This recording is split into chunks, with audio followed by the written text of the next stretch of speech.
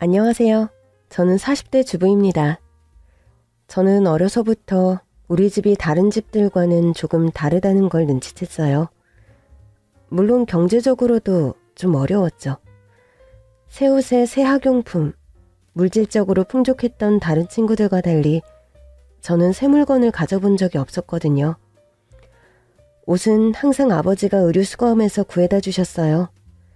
책상이나 의자 같은 가구도 아버지가 길에 버려진 것들을 주워다가 깨끗이 닦아서 방에 놓아주셨죠. 아버지는 거리를 청소하는 환경미화원이었거든요. 근데 우리 집이 친구들 집과 가장 다른 점은 바로 엄마가 아버지를 너무 싫어하신다는 거였어요. 어린 제 눈에도 보일 정도로요. 내가 전생에 무슨 죄를 지어서 네 아빠 같은 남자를 만났을까? 쓰레기 냄새도 싫고 주워온 물건들도 싫고 다 싫다. 아버지는 어린 제가 봤을 때는 좋은 남편이었어요. 언제나 엄마 기분을 살피고 뭐든지 다 맞춰주려고 노력하셨거든요. 엄마가 쓰레기 냄새 난다고 싫다고 하니까 항상 일을 마치고 나면 꼭 동네 목욕탕에 들러 깨끗이 씻고 집에 들어오는 분이셨어요. 퇴근하고 돌아오는 아버지에게 달려가면 제 코에는 향긋한 비누 냄새가 났는데 엄마는 아니었나 봐요. 엄마는 늘 코를 쥐고 인상을 찌푸리면서 아빠를 피했어요. 엄마는 그러다가 결국 집을 나가셨어요. 제가 초등학교 3학년 때 일입니다. 엄마는 집을 나가기 전에 저한테 좀 이상한 말씀을 하셨는데요. 아직도 생생히 기억이 나요. 엄마는 네 아버지랑은 더 이상 못 살겠어. 너는 엄마 없어도 잘 살 수 있지? 너무 갑작스러운 말에 놀라서 아무 말도 못하고 있는데 엄마가 그러시더라고요. 너는 엄마 없어도 잘 살 수 있을 거야. 왠지 알아? 너 어릴 때 엄마가 널 점쟁이한테 데려간 적이 있었거든. 그 점쟁이는 동네에서 용하다고 소문이 자자한 여자였는데 널 딱 보자마자 뭐라고 했는지 아니? 너한테 대바구니 있다는 거야. 대바군? 그게 뭔데요? 엄청난 행운이 너한테 굴러떨어질 거라는 얘기야. 돈벼락 맞을 거라고. 나중에 대박나면 꼭 엄마를 찾아와. 알겠지? 전 그때 엄마의 마지막 말이 너무 이상했어요. 엄청난 행운이 온다고 했는데 행운은커녕 엄청난 불행에 빠진 기분이었거든요. 엄마가 가출하고 남겨진 10살짜리 꼬마에게 행운 같은 게 있을 리 없었죠. 그때부터 저는 쭉 아버지와 단둘이 살았어요. 아버지는 새벽에 거리를 청소하고 오후에는 건물 청소를 하시면서 저를 키웠습니다. 초등학교 5학년 때였어요. 어느 날 수업이 끝나고 친구들과 교문을 나서는데 저 앞에 아버지가 청소 리어카를 끌고 가시는 게 보이더라고요. 그런데 아버지가 저를 한번 힐끔 보시더니 모른 척하고 제 앞을 빠르게 지나가 버리시지 뭐예요? 아무것도 모르는 제 친구들은 갑자기 청소 리어카가 지나가니까 코를 막으면서 피하더라고요.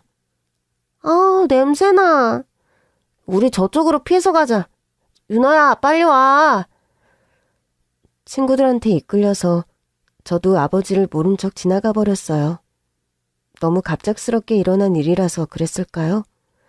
저는 아버지가 서운해하실 거라는 걸 뻔히 알면서도 끝까지 아버지를 모른 척 해버리고 말았던 거죠. 전 아버지를 부끄러워했다는 죄책감에 시달리다가 그날 저녁 아버지께 잘못을 빌었습니다. 아버지, 아까 우리 학교 앞에 오셨었죠? 봤니? 너 창피할까봐 모른 척하고 지나갔는데? 아는 채 못해서 죄송해요, 아빠. 갑자기 아버지 만나니까 좀 당황스러워서. 괜찮다. 밖에서 아버지 봐도 모른 척 인사 안 해도 괜찮아. 괜히 인사했다가 너한테 곤란한 일이 생기면 어떻게 하니? 그런 일이 왜 생겨요? 아니야. 혹시 모르니까 인사하지 마. 집에서 맨날 보는데 밖에서 모른 체 좀 하면 어때? 아버지는 다 이해해. 아니에요, 아버지. 앞으로는 어디서든지 아버지 리어카가 보이면 바로 달려갈 거예요. 애들한테도 다 얘기할 거예요. 우리 아버지라고. 아버지는 끝까지 그러지 말라고 저를 말리셨지만 왠지 제 말을 듣고 싶지 않은 기색이었어요. 그날 이후로 저는 아버지가 청소부라는 사실을 숨기지 않고 친구들 앞에서 당당하게 말했어요. 그래서 아버지의 청소 리어카를 만나면 얼른 뛰어가서 밀어드리기도 했죠. 제가 당당하게 밝히고 나오니까 친구들도 오히려 별말을 못하더라고요. 그런데 제가 고등학생이 된 어느 날 이상한 일이 벌어졌어요. 집에 돌아올 시간이 아닌데 아버지가 갑자기 집에 들어오신 거예요. 벌써 오셨어요? 오늘은 퇴근이 빠르시네요? 아니다. 못 찾을 게 있어서 잠깐 들른 거야. 일을 하는 도중에 돌아오신 듯 씻지도 않고 급하게 집에 오신 아버지는 옷장 깊숙이 넣어두었던 엄마의 겨울 외투와 옷가지들을 허둥지둥 가방에 쑤셔 넣으시더라고요. 아버지, 그건 엄마 옷 아니에요? 그건 왜 챙기세요? 나중에 얘기해 줄게. 지금은 급해서. 금방 다녀올게. 황급히 나가는 아버지가 몹시도 수상했죠. 혹시 엄마를 찾은 거 아닐까? 불현듯 엄마 생각이 뇌리를 스쳤습니다. 저는 재빨리 아버지를 따라 뛰었죠. 혹시라도 들키면 돌아가라고 할까봐 몰래 아버지를 따라간 곳은 어느 좁은 골목길 앞이었어요. 아버지가 들어간 골목길 안쪽을 들여다보니 아버지가 웬 여자에게 두꺼운 옷을 입혀주고 계시더라고요. 엄마? 제가 따라온 것을 보고 아버지는 깜짝 놀라서 그대로 바닥에 주저앉으셨습니다. 아유, 깜짝이야. 아유, 간 떨어질 뻔했네. 유난히가 여기로 어떻게 왔어? 아버지 따라왔죠. 그러는 아버지는 여기서 뭐하고 계세요? 전 재빨리 아빠 앞에 있는 여자의 얼굴을 봤습니다. 그런데 제 예상과 달리 그 여자는 엄마가 아니더군요. 엄마보다 훨씬 나이가 많은 할머니였어요. 그 할머니는 산발한 흰머리를 늘어뜨리고 있었는데 흰머리 사이로 보이는 시커먼 얼굴에는 아무런 표정도 없었어요. 얇은 옷 위에 아빠가 입혀준 엄마의 외투를 입고 오들오들 떨고 있었고 손에는 더러운 손가방을 꼭 쥐고 있더라고요. 이 할머니가 추운데 길에서 떨고 계셔서 도와드리려고 왔어. 댁이 어디냐고 물어도 대답을 안 하셔서 급한 대로 네 엄마 옷이라도 가져다 입히려고 했지. 아, 저는 아버지가 갑자기 엄마 옷을 챙기시길래 엄마가 돌아온 줄 알고. 엄마 생각에 참았던 눈물이 터져나오려고 했어요. 아닌 척 씩씩하게 살았지만 엄마의 빈자리가 꽤 컸었나 봐요. 아버지는 눈물이 글썽해진 저와 추위에 지친 할머니를 데리고 국밥집으로 갔어요. 할머니는 여러 날을 굶으셨는지 뜨거운 국밥을 허겁지겁 드시고 고맙다고 꾸벅 인사를 하고는 급하게 사라지셨어요. 아버지가 쥐어주려고 한 지폐 몇 장도 한사코 사양하시더라고요. 할머니가 사라지고 난 뒤에 그제야 아빠는 엄마 얘기를 들려주셨습니다. 몇 년 전에 네 엄마를 노숙자 쉼터에서 봤다고 누가 그러더구나. 그때부터 주변에 있는 노숙자 쉼터를 뒤지고 다녔는데 아무리 찾아도 엄마는 없었어. 엄마를 찾는다고 노숙자들을 많이 만나고 다녀서 그런가? 길에서 생활하는 사람들 그냥 지나치지를 못하겠어. 네 엄마도 어디서 저러고 있는 거 아닌가 싶기도 하고. 엄마는 잘 있을 거예요. 우리 싫다고 나갔는데 우리보다 잘 살고 있겠죠. 엄마 얘기에 볕에 그을려 까매진 아버지 얼굴이 더 어두워지는 것 같았어요.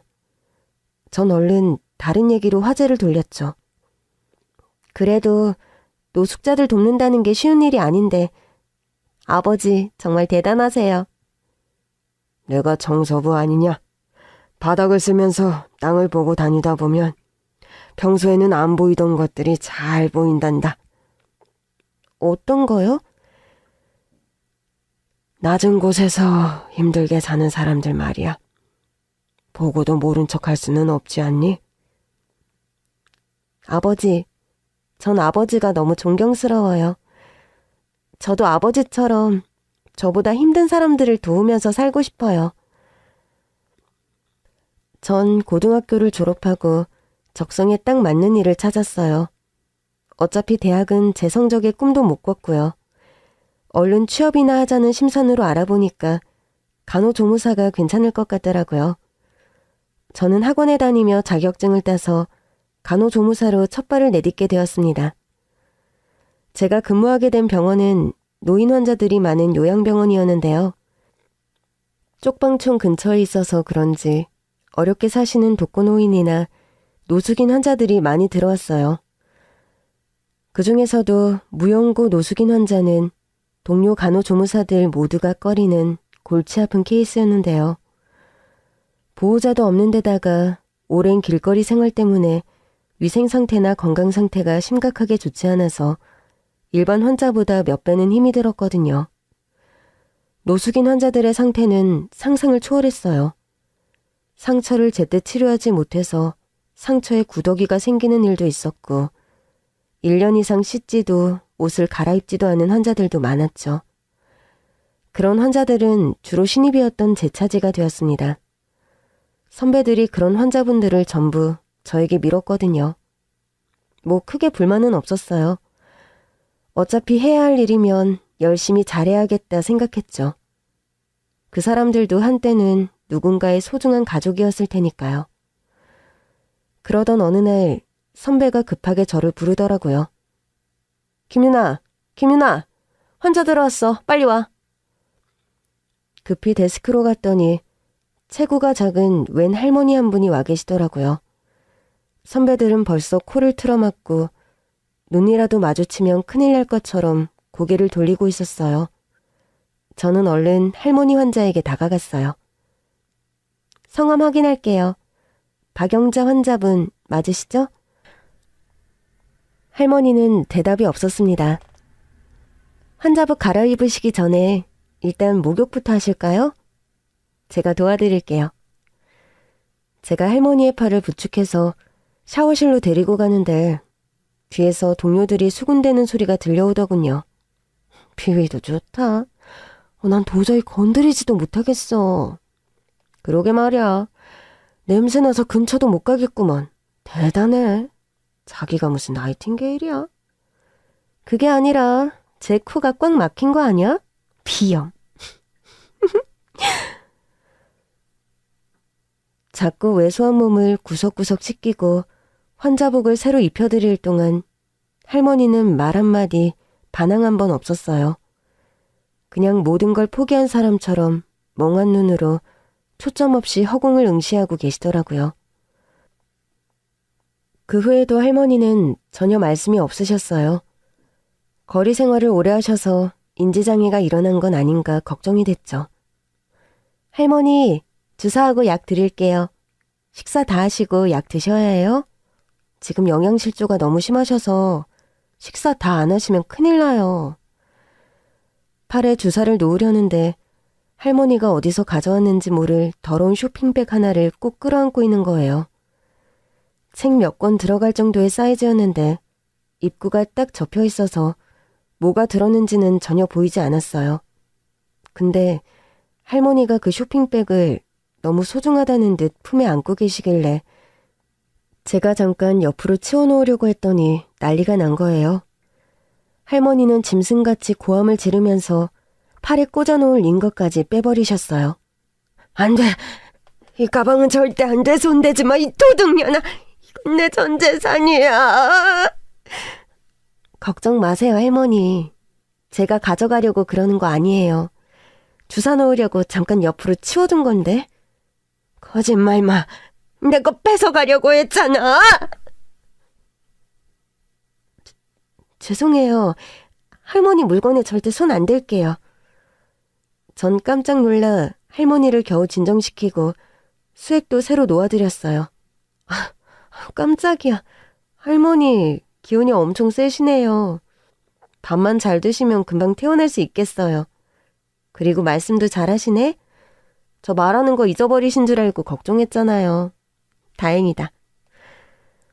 저는 할머니께 깨끗하고 튼튼한 새 봉투를 가져다 드렸어요. 할머니, 쇼핑백이 너무 많이 구겨져서 곧 찢어질 것 같아요. 소중한 물건이니까 여기에 새로 넣어서 보관하세요. 할머니는 미동도 없이 저를 무섭게 노려보기만 하더라고요. 아, 저 나가라고요? 알겠어요. 나갈 테니까 저 안 볼 때 얼른 새 쇼핑백에 넣으세요. 아시겠죠? 그러고 다음 주사 맞을 시간에 다시 가보니까 할머니는 어느새 헝가방은 바닥에 던져놓고 제가 드린 새 쇼핑백에 물건들을 옮겨 담으신 모양이더라고요. 할머니가 저에게 조금은 마음을 연 것 같아서 속으로 흐뭇했죠.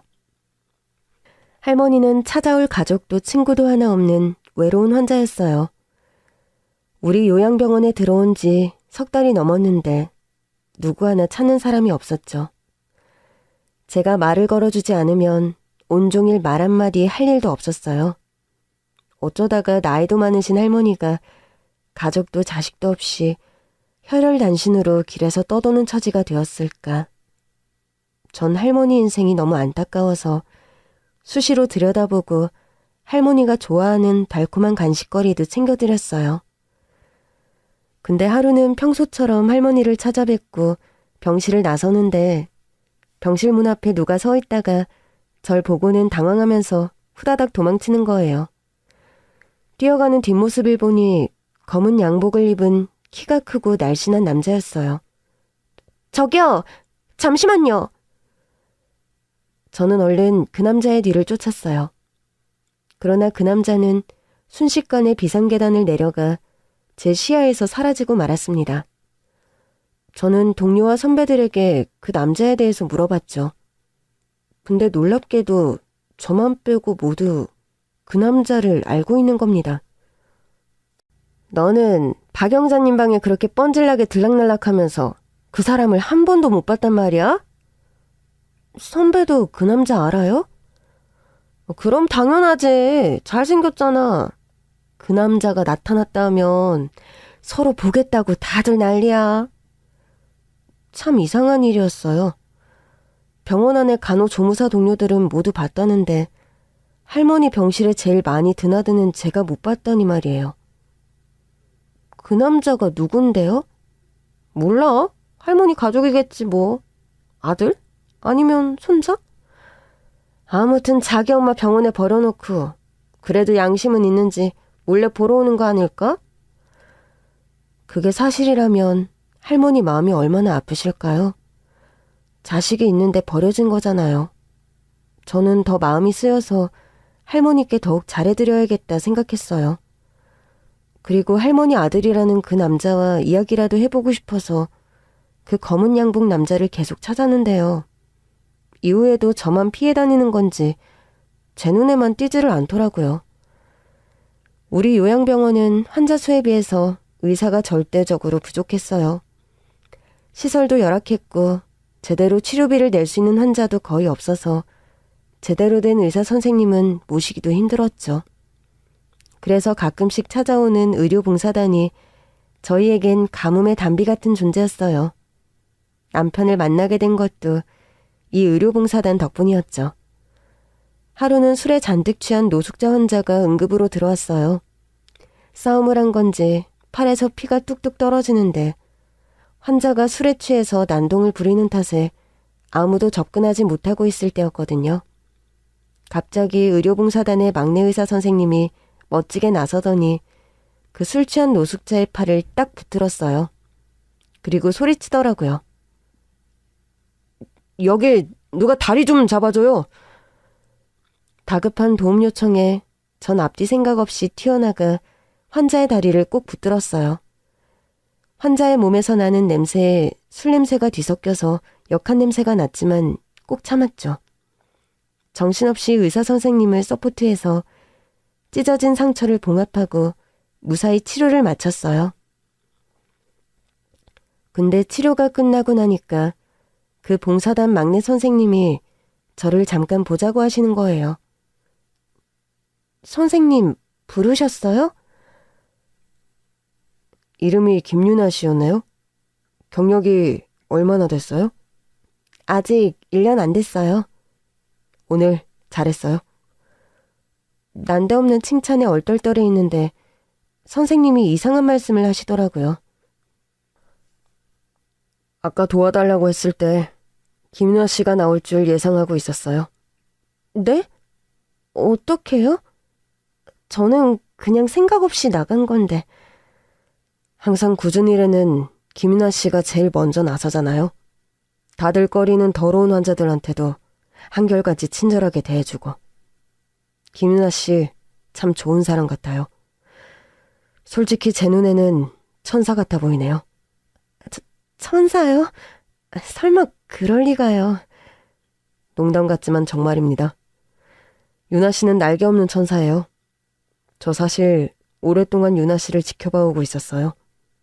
오늘 엄청 용기 내서 고백하는 건데 어때요? 유나 씨만 괜찮다면 저랑 한번 만나볼래요? 이렇게 해서 저는 얼떨결에 남자친구가 생겼답니다. 남친은 큰 대학병원 의사였는데 의사로서 자신이 가진 것을 조금이라도 나누고 싶다면서 여기저기 의료봉사를 많이 다녔어요. 저도 병원 쉬는 날에는 남친과 함께 의료봉사를 다니면서 데이트를 했죠. 남친은 정말 배울 점이 많고 존경할 만한 사람이었어요. 저도 남친한테 어울리는 사람이 되고 싶어서 열심히 공부하고 환자들 돌보는 데 힘을 보탰답니다. 그렇게 좋은 만남을 이어가던 저희 둘은 드디어 결혼을 하게 되었어요.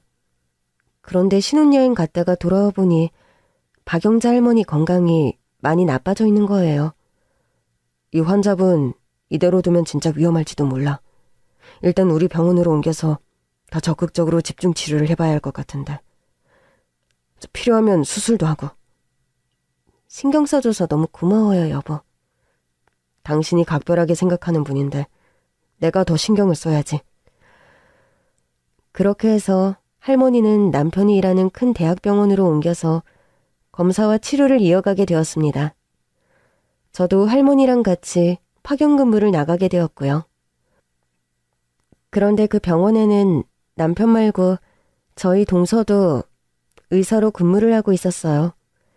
서방님이 저희 남편보다 먼저 결혼해서 저에겐 동서가 하나 있었거든요. 근데 이 동서가 결혼 진행할 때도 사사건건 저를 무시하더니 아니나 다를까 할머니를 모시고 대학병원으로 온 저에게 또 막말을 하는 겁니다.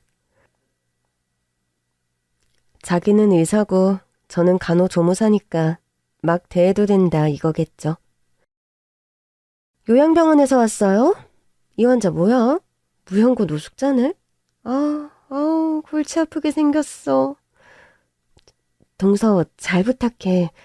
내 담당 환자인데 요양병원에서 치료가 잘 안 돼서 큰 병원으로 온 거야. 동서가 유능한 의사니까 꼭 좀 부탁할게. 그러지 말고 다른 병원 가요, 형님. 아무리 가족이라도 의사한테 청탁하고 그러면 큰일 난다니까.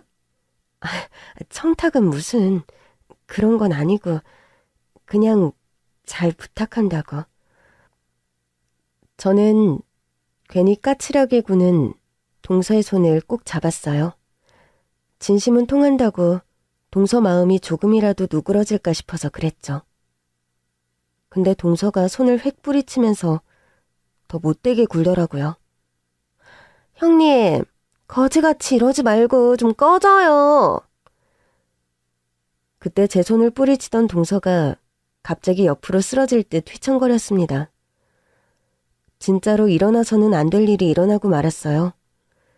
제 옆에서 동서의 싸가지 없는 언행을 지켜보던 박영자 할머니가 동서의 뺨을 세게 때려버린 것입니다. 할머니, 안 돼요! 저는 너무 깜짝 놀라 비명을 질렀죠. 솔직히 동서가 뺨 맞은 건 조금 속이 시원했지만 말이에요. 사실 우리 동서는 얄미운 스타일이었어요. 좀 밉상이랄까요? 왜 그런 사람 있잖아요. 말 한마디를 해도 오만정 다 떨어지게 하는 사람. 동서가 딱 그런 사람이더라고요. 상견례 자리에서도 시어머니 옆에 딱 붙어서 막말에 가까운 심한 말을 어찌나 잘하던지 저와 아버지는 시어머니와 동서 두 사람에게 엄청난 무시를 당해야 했거든요. 사부인 어서 오세요. 오시느라 고생 많으셨죠? 제가 유나 아비 되는 사람입니다.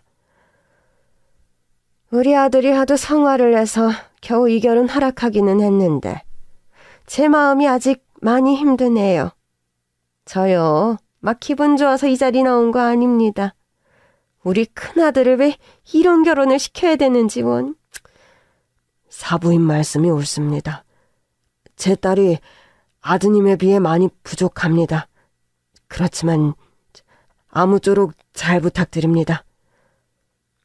장인어른, 그런 말씀 마세요. 유나가 부족하다니요. 정말 인성도 훌륭하고 재주도 많아요. 제가 늘 유나한테 배우고 있는걸요. 예, 배우긴 뭘 배워. 말은 똑바로 해라. 너에 비하면 한참 모자란 건 사실이잖니. 그러게요, 어머니. 간호사도 아니고 간호조무사가 웬 말이야? 아주버님 정말 취향 한번 기막히게 특이하시네요. 동서는 남편과 같은 병원에서 근무하는 의사라고 했어요. 의사라 그런지 할 말은 거침없이 하더라고요. 엄연히 제가 윗사람인데 말이죠. 그래도 상견례 자리에서 동서하고 말싸움하듯이 막 받아칠 수는 없어서 좋게 좋게 대답했죠. 동서 말이 맞아. 내가 많이 부족하지? 그래서 지금 간호사 되려고 준비하고 있어. 어머니, 저 열심히 해서 집안에 부끄럽지 않은 며느리가 되겠습니다. 글쎄, 잘 될까 모르겠네. 아무튼 밖에서는 아는 체는 하지 말아주세요. 간호조무사랑 동서지간이라고 소문나면 곤란하니까요. 솔직히 말해서 너도 너지만 너희 집안도 문제야. 내가 듣기로 사돈 어른이 청소부라고 하던데. 설마 사실인가요? 아니죠? 부끄럽습니다. 제가 배움이 짧고 재주가 부족해서 그런 일밖에는 할 일이 없더군요. 그래도 남한테 해 안 끼치고 제 힘으로 정직하게 벌어서 우리 유나 바르게 키우려고 노력 많이 했습니다. 그러니까 진짜 청소부가 맞다는 거네요? 아유, 나 참, 기가 막혀서. 혼사라는 게 어느 정도 균형이 맞아야지 하는 건데 이거는 한쪽이 너무 처지니까 비슷하게 맞춰볼 수도 없네. 결혼식 때도 창피해서 이걸 어떻게 해? 청소부 사돈을 뒀다고 사람들한테 어떻게 말을 하냐고? 죄송합니다, 사부인. 사돈댁에 뭐라고 드릴 말씀이 없네요. 아버지는 시어머니 앞에서 죄인처럼 머리를 숙이셨어요. 아버지가 대체 무슨 잘못을 하셨길래 머리 숙여 사과까지 해야 되는지. 제가 의사랑 결혼하겠다고 나서지만 않았으면 이런 일도 없었을 텐데 말이죠. 전 모든 게 저 때문인 것 같아서 마음이 너무 아팠습니다. 아버지, 그만하세요. 아버지가 뭐가 죄송해요? 아니야, 못난 아비라서 너한테도 미안하구나. 저 어려서부터 아버지 정말 많이 존경해왔어요. 저희 아버지 누구보다 정직하게 땀 흘려서 일하시고 어려운 사람들도 돕는 훌륭한 분이세요. 사과할 이유가 없어요, 어머니. 내가 언제 사과하라고 했니? 아유, 무서워. 왜 쌍심지를 켜고 난리야? 없이 사는 사람들은 사연도 참 구구절절하네요. 드라마 한 편이야 완전. 재수씨, 말씀 삼가세요. 어머니도 그만하시고요. 자꾸 이러시면 저 어머니랑 협의 없이 제 마음대로 결혼할 거예요. 그리고 다시는 어머니 안 볼 겁니다. 아유, 알았어. 며느리가 아니라 상전을 드리게 생겼네. 저렇게 벌써부터 제 마누라를 싸고 도니 앞으로 말 한마디나 편하게 하겠니? 응?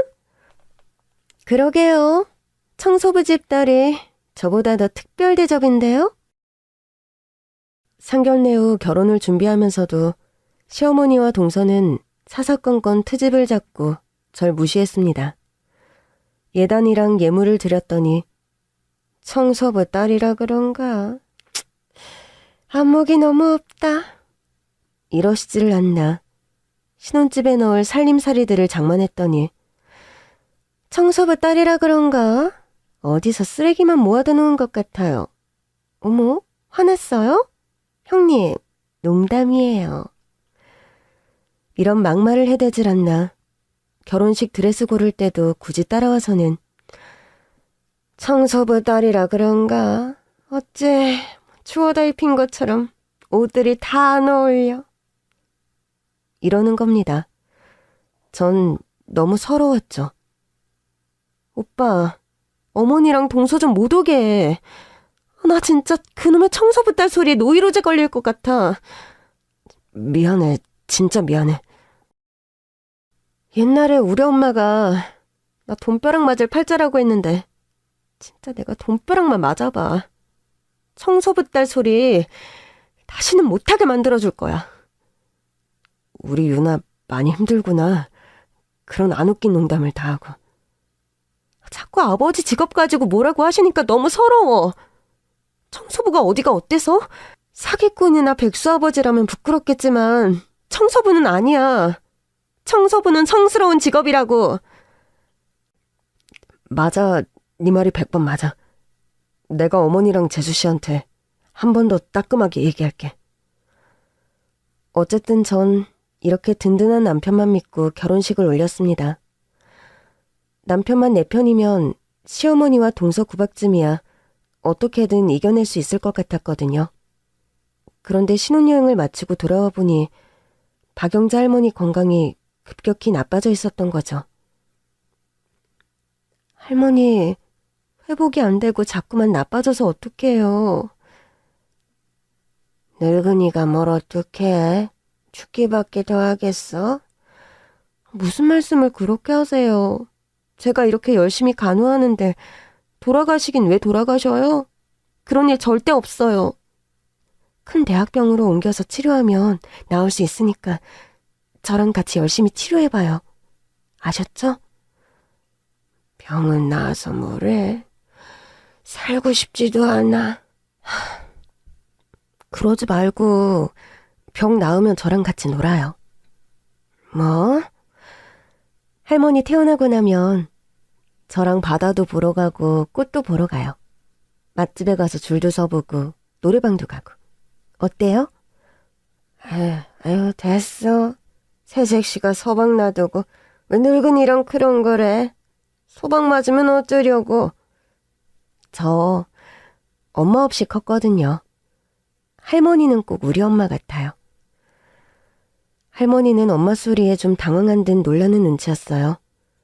근데 제가 아주 없는 말을 지어낸 건 아니었어요. 엄마가 노숙자가 된 걸 봤다는 소리에 아버지랑 전국의 노숙인 쉼터를 찾아 헤매기도 했었거든요. 물론 지금은 포기했지만요. 그러니까 꼭 약속해요. 빨리 건강해져서 태어나고 같이 놀러가기로 약속? 사람이 아프면 마음이 약해지기도 하고 우울해지기도 하잖아요. 오랜 투병 생활에도 나아지지 않는 몸 때문에 할머니도 많이 힘드셨을 거예요. 어쨌든 제가 어르고 달래서 겨우겨우 대학병원에 도착했을 때였습니다. 멀리서 다가오는 사람이 영락없는 우리 동서더라고요. 저는 아무 생각 없이 반가운 마음에 동서를 불렀죠. 그리고 그 사달이 난 겁니다. 동서, 나야. 아니 이게 뭐야? 지금 호까지 달고 오신 거예요? 이분 우리 병원 환자야. 이번에 여기 병원으로 옮기라고 해서 온 거야. 내가 전담 간병인이야. 왜 하필 우리 병원이야. 짜증나게. 다른 병원으로 가지. 뭐라고? 그게 무슨 말이야, 동서? 형님, 거지같이 있지 말고 꺼지라고요. 그 순간 침대에 누워 계시던 박영자 할머니가 벌떡 일어나 동서뺨을 큰 소리가 나게 찰싹 때렸습니다. 아파서 기운도 없는 사람이 어디서 그런 힘이 솟아나는지 동서몸이 휘청거릴 정도로 세게 때리시더라고요. 못돼 먹은 것이 누구 보고 꺼지래? 김은화 선생님은 니까짓 게 그렇게 함부로 해도 되는 그런 사람이 아니야. 할머니 손짓 한 번에 어디서 나왔는지 경호원 서너 명이 절 에워싸더군요. 이게 도대체 무슨 상황인지 어안이 벙벙해져 있는데 경호원들 사이로 검은 양복의 남자가 또 나타난 겁니다. 아, 할머니 아들이 여기까지 따라왔구나. 오늘은 반드시 저 남자를 잡아서 할머니 가족을 찾아드려야겠다. 전 잽싸게 그 검은 양복 입은 남자의 옷자락을 붙잡았습니다. 그 남자는 이번에는 도망가지 않고 순순히 잡히더군요. 당신 박영자 할머니 아들이죠? 여긴 왜 따라왔어요? 이거 놓고 말씀하시죠. 저는 박영자 할머니 아들이 아닙니다. 네? 아들이 아니면 뭐예요? 손자? 당신 정체가 도대체 뭐냐고요?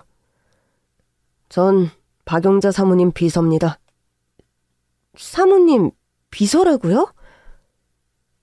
비서라는 남자가 들려준 이야기는 충격 반전 그 자체였습니다. 사모님은 원래 이런 데 계실 분이 아닙니다. 노숙자는 더더욱 아니고요. 말도 안 돼.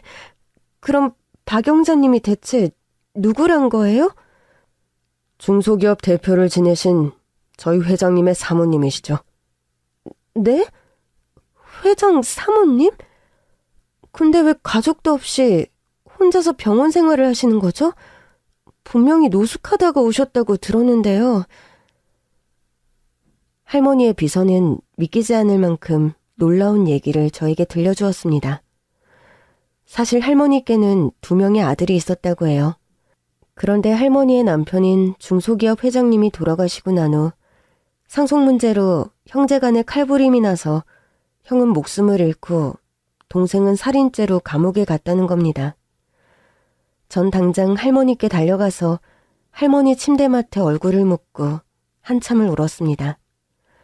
할머니가 감당해야 했던 고통이 얼마나 컸을지 상상해보니까 눈물이 저절로 나더라고요. 2 아들이 하나는 가해자, 하나는 피해자가 된 기막힌 비극을 할머니는 어떻게 견뎌오신 걸까요? 무슨 일이야? 우리 윤아 선생 왜 울어요? 저 비서분한테 얘기 다 들었어요. 할머니 그동안 얼마나 힘들고 고통스러우셨어요. 너무 마음이 아파요. 내 얘기 다 들은 모양이네. 자기 일도 아닌데 이렇게 슬퍼해주고. 윤아 선생은 마음도 참 예쁘지. 할머니는 담담하게 2 아들 이야기를 들려주셨습니다. 2 아들이 다 착했어. 아버지 재산 갖고 싸우고 그럴 애들은 아니었는데 돈이라는 게 참 무서운 거예요. 사람을 아예 딴 사람으로 만들어버리더라고. 그때만 생각하면 아직도 숨이 안 쉬어져. 근데 노숙 생활을 왜 하신 거예요? 그 집에 도저히 있을 수가 없더라고. 너무 무서워서. 그 집에 있으면 자꾸만 그날 사고가 떠올라서 견딜 수가 없었어. 생각을 해봐요. 그 집에 남편이랑 나랑 아들 2이랑 넷이 살았는데 1-2달 사이에 나 빼고 셋이 다 잘못된 거야. 그것도 아들 2은 저희끼리 싸우다가 그랬으니 얼마나 기가 막힌지. 무작정 밖으로 나와서 떠돌았지. 밖에 있으니까 몸은 고달파도 차라리 낫더라고. 사고 현장을 안 봐도 되니까. 그러다가 큰일이라도 나면 어쩌시려고요? 차라리 큰일이 났으면 좋았지. 맨정신으로는 견디기가 힘들어서 미친 사람처럼 정신줄 놓고 살아보려고 했는데 그것도 마음대로 안 되더란 말이지. 오히려 정신이 점점 더 또렷해져 사고 때 기억이 안 없어지는 거야. 그래서 남편 저승길이나 따라가자 싶어서 밥을 굶기 시작했는데 며칠 지나서 정신 잃고 쓰러졌다가 일어나 보니까 요양병원이었어. 그 병원에서 유나 선생이 날 살려놓은 거지. 병원에서 약 잘 드시고 치료 잘 받으니까 좋아지신 거지. 제가 뭐라고 할머니를 살려요. 저 그런 능력 없어요. 간호조무사 주제에 무슨. 아니야. 유나 선생이 나 살린 거 맞아.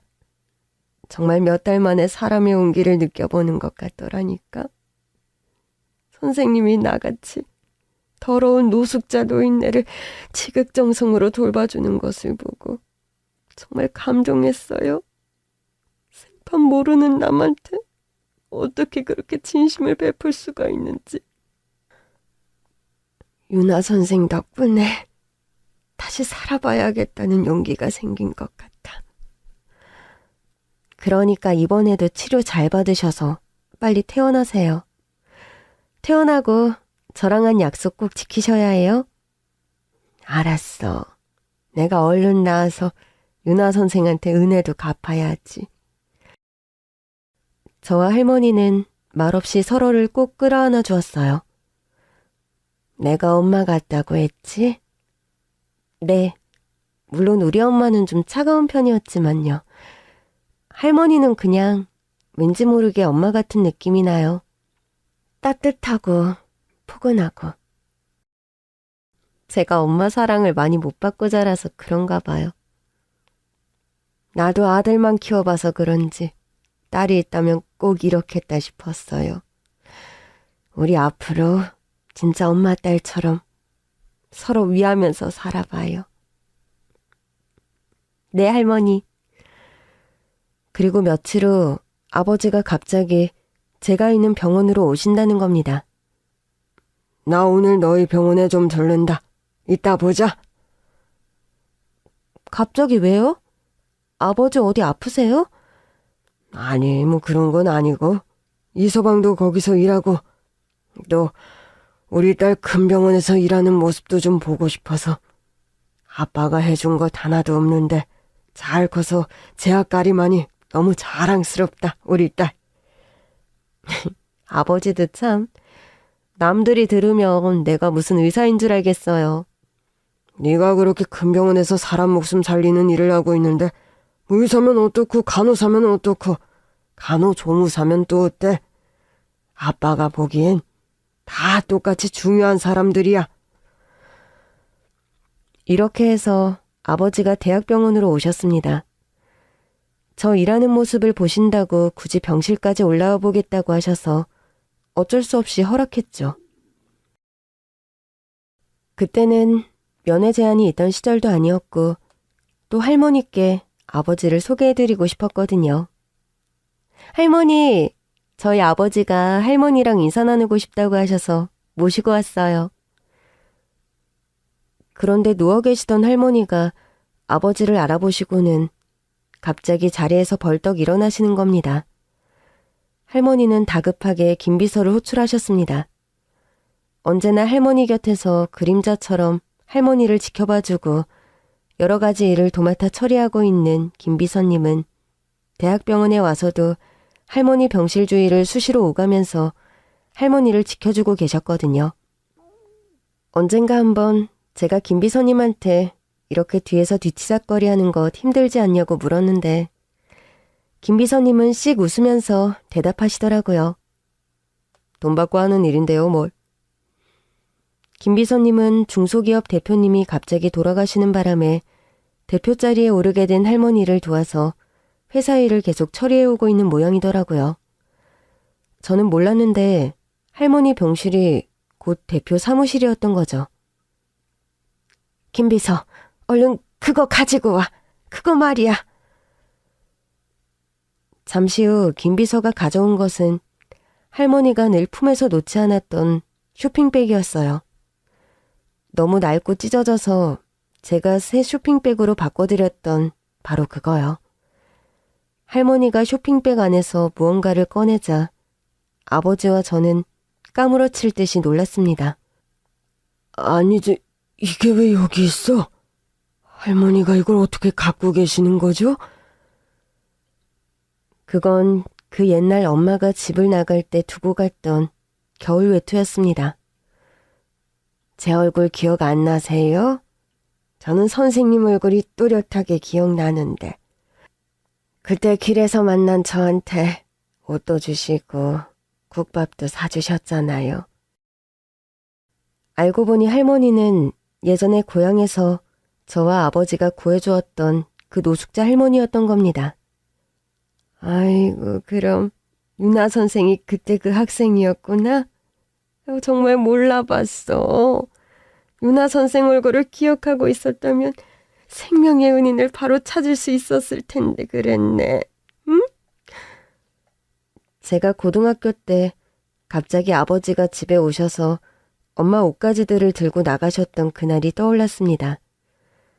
제가 뒤따라 가보니 아버지가 웬 노숙자 할머니에게 엄마의 외투를 입혀드리고 있었는데 그때 그 노숙자가 바로 김영자 할머니였던 거예요.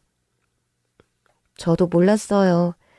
그때 머리가 얼굴을 뒤덮고 계셨고 솔직히 좀 무서워서 자세히 보지도 못했어요.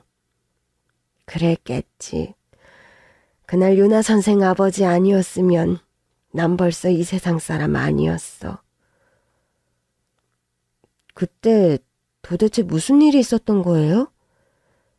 거리 청소를 하고 있는데 큰 길가에 할머니가 앉아 계시는 거야. 근데 표정도 안 좋고 좀 불안해 보이는 게 꼭 무슨 일을 낼 것 같은 분위기더라고. 그래서 청소를 하는 척 가까이 다가가서 좀 지켜봤지. 그랬더니 할머니가 갑자기 일어나서 차도로 몸을 날리는 거야. 그래서 얼른 붙잡았지. 그때 우리 아들 잃고 얼마 안 됐을 때야. 그때 정말 우리 남편이랑 아들 따라가려고 했는데 네 아버지 아니었으면 난 벌써 갔지. 그래서 그 다음은 어떻게 된 건데요? 구해놓고 보니까 너무 딱하더라고. 그때가 추운 겨울이었는데 얇은 옷만 입고 덜덜 떨고 계시길래 따뜻한 음료 하나 사서 들려드리고 잠시만 기다리라고 하고 집에 뛰어가서 네 엄마 옷이라도 가져다 드린 거지. 할머니는 그 옷을 계속 소중하게 들고 다니신 거고요. 이 옷 덕분에 겨울을 따뜻하게 보냈지. 얼마나 고마웠나 몰라. 모르는 사람이 자기 목숨 던져서 나를 구해주는 걸 보고 생각했다. 살아야겠다. 모르는 사람이 나를 구해줄 정도로 내 목숨이 소중하구나. 그러고도 또 식사 안 하시고 저 세상 가려고 해서 우리 병원에 실려오신 거잖아요. 아이 뭐 그때는 유나 선생이 구해줬으니 됐지 뭘. 그러고 보니 아버지랑 딸이 2번이나 내 목숨을 구해주셨네. 이렇게 감사할 때가. 할머니는 아버지의 손을 꼭 잡고 몇 번이고 고맙다고 인사를 하셨어요. 언젠가 꼭 찾아서 보답을 하고 싶었어요. 그때 살려주시고 따뜻한 밥도 사주셔서 저한테 얼마나 큰 힘이 되었는지 몰라요. 덕분에 인생이 지옥 같았는데 이렇게 좋은 날도 누려보네요. 정말 감사합니다. 그때 갑자기 할머니 병실로 동서가 들어와서는 아버지를 보고 한마디 하는 거예요. 뭐야, 청소부가 노숙자 병문안 온 거예요? 끼리끼리 논다더니 진짜 잘 어울리네요. 근데 병실은 너무 어지르지는 마시고요. 아참, 청소부시니까 여기 한번 깨끗하게 쓸고 가면 되겠다. 그쵸?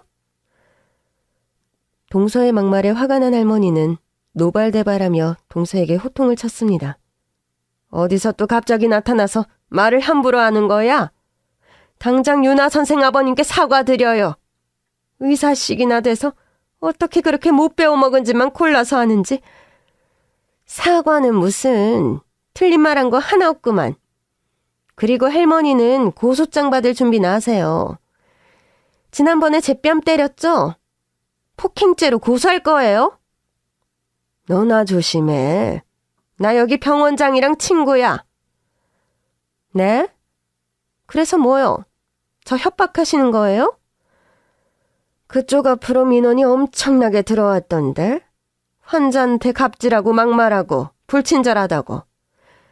나한테도 다른 병원으로 꺼지라고 무례하게 굴었지? 병원장한테 얘기해서 바로 모가지를 날려줄까? 거짓말 마요. 노숙자가 어떻게 병원장이랑 친구야? 할머니가 강하게 으름장을 놓으니까 동서는 당황해서 슬금슬금 뒷걸음질쳐 사라지더군요. 동서가 환자들 사이에서 불친절하기로 소문이 난 건 사실이더라고요. 갑질이랑 막말에 당했다고 민원 접수된 건만 수십 건이 넘었어요. 동서는 결국 병원을 그만두고 말았죠. 할머니는 대학병원에서 치료를 마치고 건강한 몸으로 퇴원했어요.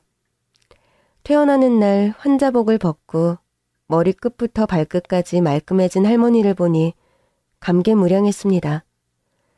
할머니는 이제 더 이상 노숙자가 아니라 갑부 사모님의 모습 그 자체였어요. 마침 쉬는 날이었던 남편과 함께 할머니를 댁까지 모셔다 드리기로 했어요. 택시를 잡으려고 타는 곳에 줄을 서려는데 검은색 최고급 세단이 우리 앞에 멈춰서더군요. 조수석 창문이 내려가는데 안을 들여다보니까 김 비서님이었어요. 사모님, 성북동으로 모시겠습니다. 남편과 저는 눈이 휘둥그레졌어요. 할머니가 엄청난 갑부라는 사실이 실감이 나더라고요. 차 안에서 할머니는 저에게 부탁이 하나 있다고 하셨습니다. 내가 지금 집으로 돌아가고 있지만 사실 너무 두려워. 집을 팔아버릴까도 생각을 해봤는데 집에 달린 창틀 하나, 문고리 하나하나 전부 내가 고르고 완성한 집이라 애착이 가. 게다가 우리 애들 태어나고 자란 집이라 추억이 많기도 하고. 그래서 말인데 우리 집에서 윤아 선생 가족들이 나랑 같이 살아주면 안 될까? 네? 아무리 그래도 어떻게 그래요. 그건 너무 민폐 끼치는 일이잖아요. 내가 이 집에서 다시 살려면 엄청난 용기가 필요해. 새 식구라도 들어와서 북적북적 살면 예전에 힘들었던 그 사고 기억은 안 날 것 같아서 그래요.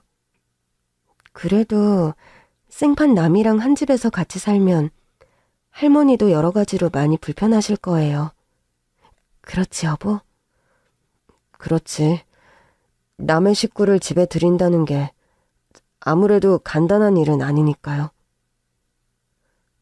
말씀 중에 죄송합니다만 사모님 댁에 도착했습니다.